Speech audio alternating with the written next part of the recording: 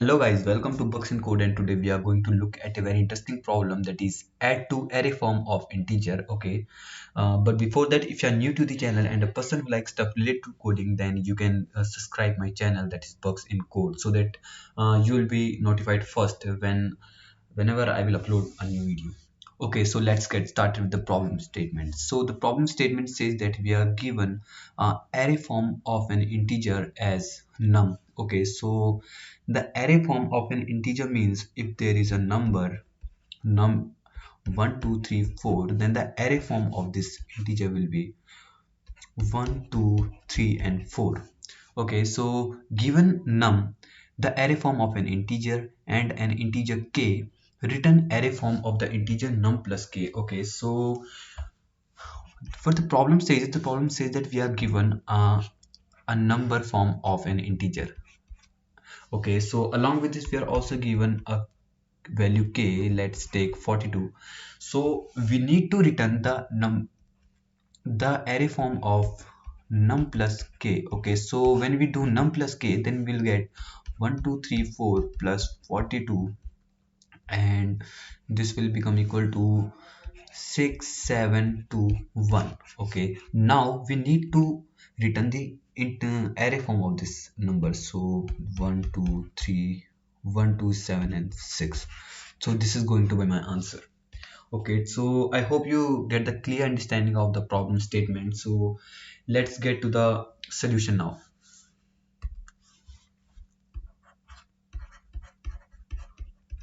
Okay, the so talking about the solution, the first thing that comes to my mind is what I can do is if I'm given a number array like 1 2 3 4, and I'm given k is equal to 42, then what I can do is I can convert this array into an integer. So I will get a number, I will call it number. So it will be 1 1 2 3 4, and now we have something that is k equal to 42, and we can just add them simply as we add integers. So it will become 1 1 2 3 4 plus 42 and 1276. Now we have this sum, and we just need to convert this sum into the integer array format. Okay, so let's convert it as 1. So we can write here 1 2 7 6. So this is going to be my answer.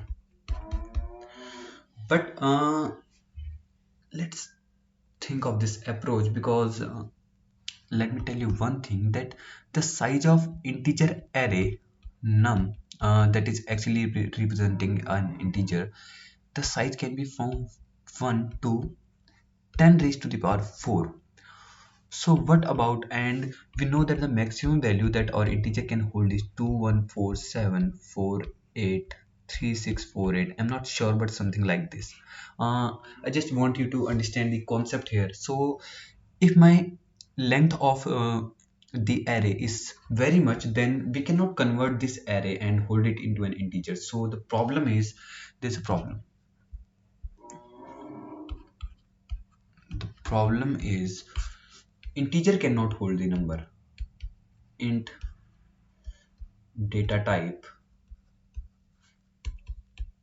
can't hold a number, whole number, because the number is going to be very large, and integer data type is going to give me overflow. So this is the problem that I face with this approach. So we cannot move with this approach. Even if we have long, then long can hold only 19 digits, and here we have 10 raised to the power 4, 10,000 digits. So this approach is a kind of, you can say it, a brute force approach. It is not actually going to work for the last test cases. Okay, so now let me move to the second approach. The second approach is, see, I'm given a num. Okay, let me draw a separate line here. I'm given the number as 1 2 3 and 4, and I'm given k is equal to 42. So what I can do is I can convert this k into array representation. So this will become, I will call it num form, and it will be represented something like 4 comma 2. And now that we have two arrays, so we can just simply add them, 1 2 3 4. So I have already made a video that the video was related to binary string, like how we can add two binary strings uh, like this. So but if you haven't watched this video, I recommend you to watch that, but it's not kind of prerequisite. I'm going to explain here as well. So what we can do is we can have two pointers at the last, and these pointers are going to be reduced each time whenever I uh, add the values. So my current value is 4 and 2, so 4 plus 2 is going to be 6. After that I come here, and now my 4 and 3 is going to be 7. Now I came to this 2. So I'm done with this k, and now I just need to write these values here as it is. So this is going to be my answer. This approach, there is no problem, any problem with this approach. This is going to work well, but there is one more approach that I want to share with you. This is approach 3. So for the approach 3, let me draw a separate line here as well. Okay, so I'm not writing these steps. So if I write this step, just convert k to array form, then simply add two arrays, and at last just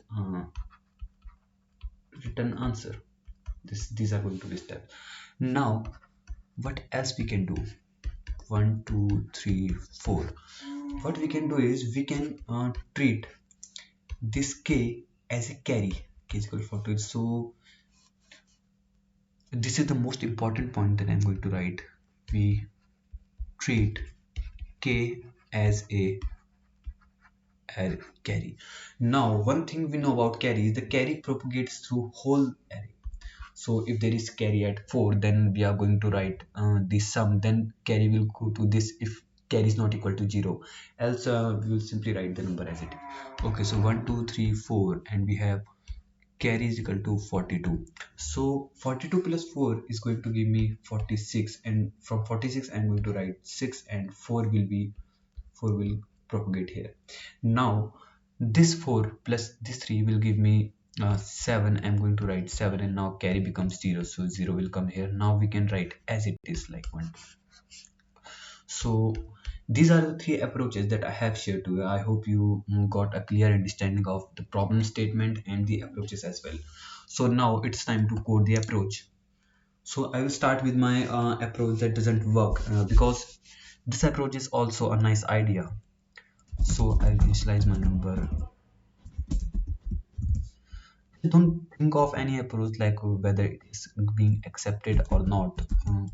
What interesting is how many ways are there by which you can solve the same problem.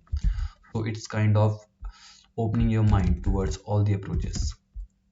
Okay, so it is num.length I plus plus.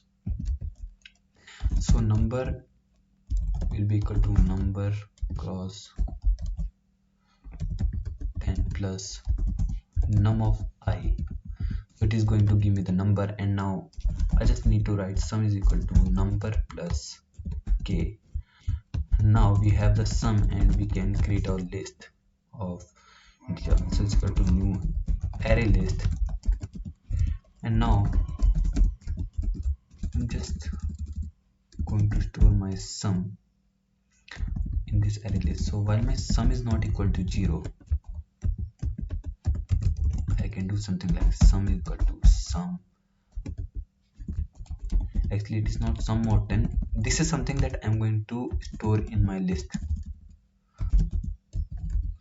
And now I hope you guys are aware of how to break a number, like if there is a number, how I can travel the whole number, like for first 4, then 3, then this 3, then this 3. This is the way we do this. We just divide the number each time by 10, and then we store the current value, which is as the last present is sum of 10. So I'm going to return answer. Now let me check whether this approach is working or not. Okay, so it is giving me, it will be sum divided by 10. Let's check. It should work for smaller test cases. Okay, it's giving me, okay, I think I need to add in the front. So if I get my sum as this, then each time I need to add this value to the front instead of back. And for this we are going to create this as a linked list, because a linked list provides insertion in very less time. Now let me check.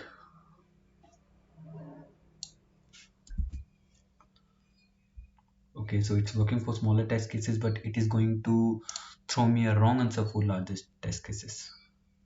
Let's see. Okay, so wrong answer for 81th test case, and this is the first approach that I come up with, but we have or a better approach as well. What we are going to do is convert k into array representation. How we are going to do this? We are simply going to, while k is not equal to 0, and is to going to store k mod 10 somewhere, and after that I'm going to do something k divided by 10. But where we need to store this one, we should have an array num form where I'm going to store this the value of k from backward to forward. That's why I'm doing minus minus here. Like if there is number 4 5 6 7, then I'm going to store 6, after that I'm going to store 5, after that 4, like this. So let's initialize our array. Num form is equal to new, and so I will have value of k and length. So this is the length of my num form that is going to be there, and after that I'm just going to store my answer into a list, and answer will come from a function that is num plus num form. Okay, now I've just written the answer. Now let me write the add function. The add function is similar to the one that I have explained in the previous video in the add listings. So I will have two arrays, and I'm going to but first thing that I will write is, if a dot length is smaller than b dot length, then I'm going to return add b comma I. So what is this? Let me explain you. This is something like, if I have two arrays like 4 5 6 7 8, and I have the second array as 5 7 4 3 2 1 2, so I'm adding these numbers, right? I'm moving backward, and when I come here and after that I come here, so I'm done with my first string, I mean first array. So I need to store these element as it is in the answer array, not as it is. If there is some carry, then the carry is going to be add to each element and going to propagate like it happens normally. So what I want to do is, I want my first array to always be of greater length, so this should be my first array as well. So if anytime I get my first array here with smaller length, then I'm going to swap the arrays. So that's what I'm doing here. Now I just need to initialize my pointers from the last position. Now while my I is greater than equal to 0 and j is greater than equal to 0, I mean I have some length left to process, so I will have my first element as a of I minus minus, and I will have my second element as j minus minus. After that I need a variable that is carry, and this carry I will do my sum first, I will do my sum first plus second plus carry mod 10 because I just want the last digit if the sum is greater than a single digit number. And also I'm going to have my carry as first plus second plus carry divided by 10. The rest will be carry after removing the first. Now I need to store this sum variable somewhere in my answer, so I will add at the 0th index sum. Now let me make my result list. I'm going to create it as linked list. Now when I'm done with traversing both these strings simultaneously, then I will have something in my first array. It may be possible that both array are already traversed, but there may be some elements in the first array as well. So what I'm going to do is I'm going to fetch those elements like this, and I'm just going to calculate my sum as first plus carry. After that, okay, so this sum will be mod 10 because it may be greater than 9, and now my new carry will become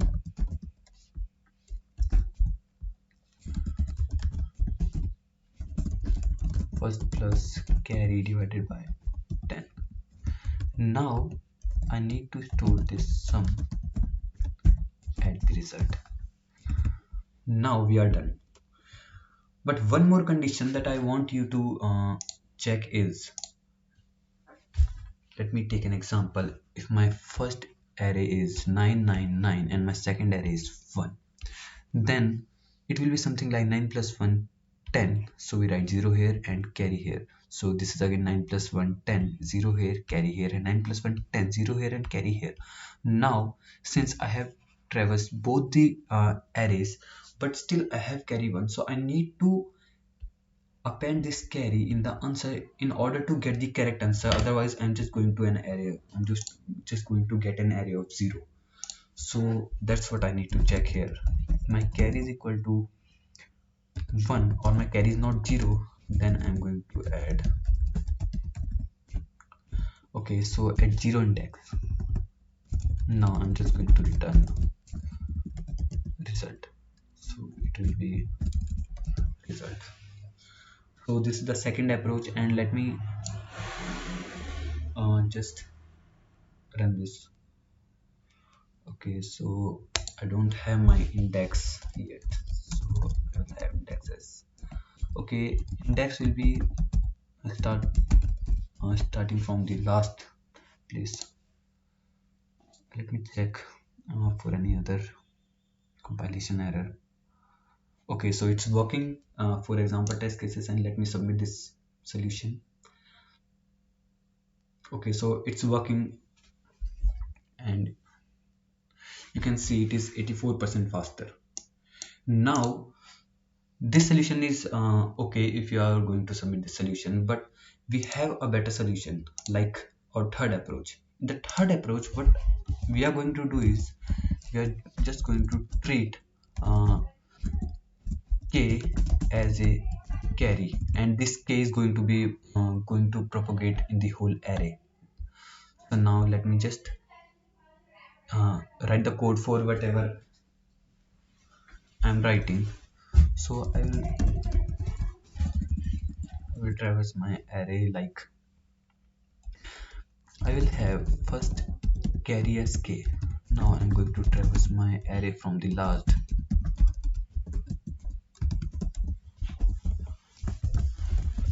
Now let me check what else I can do. So I will calculate my sum as nums of I plus carry and mod 10. So this is my sum, and after that my new carry will become num of I plus carry divided by 10.